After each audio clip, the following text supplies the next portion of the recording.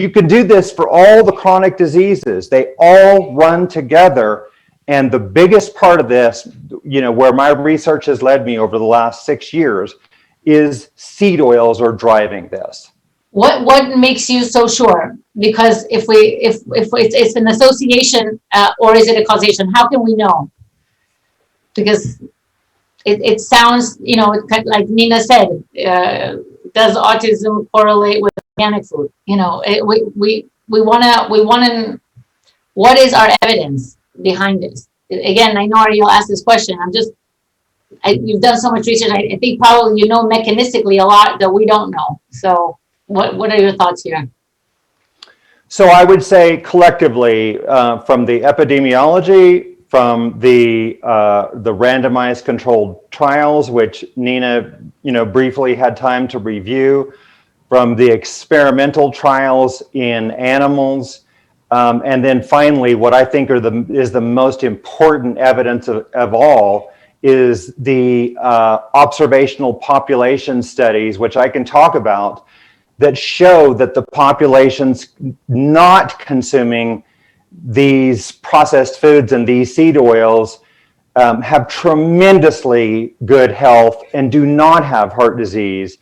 And from my perspective, and we have data in 25 nations that we've looked at, but from my perspective, is that wherever you see the seed oils go, there is a trail of destruction that follows.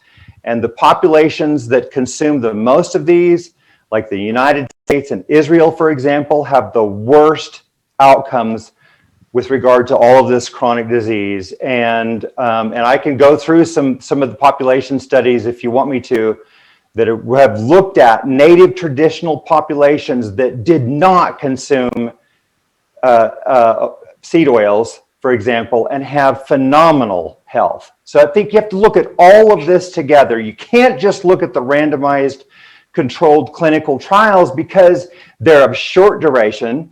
You can't control diets properly in populations. It is impossible. And you're beginning with people that are already have westernized their diets their entire lives. So if you begin with people that are 40 years of age, for example, they've consumed a westernized diet their entire lives. The omega-6 linoleic acid in their adipose is extremely high. And it's going to be like that for probably 6 to 10 years, no matter what they do. So you've tainted the entire population by the time you even started. They also will have nutrient deficiencies.